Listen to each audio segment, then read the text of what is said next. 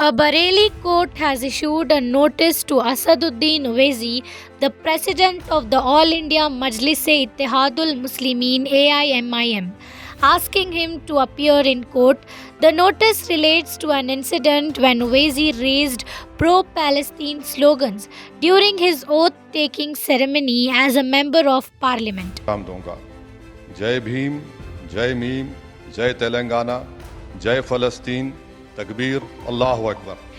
The court has scheduled a hearing for January 7, 2025.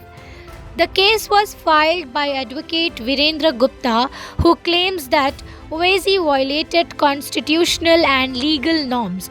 In June, Owaisi concluded his oath with the words Jai Palestine, which raised some controversy.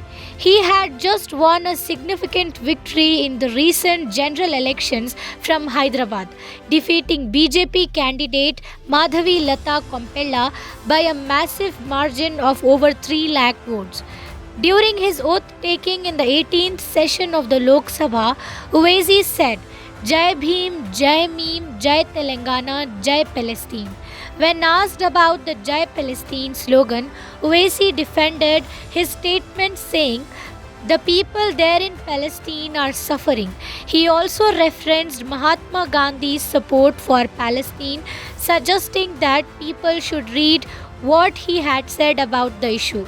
The ongoing conflict between Israel and Gaza has resulted in significant casualties, with over 45,000 Palestinians reported dead and more than 107,000 wounded since October 7, 2023.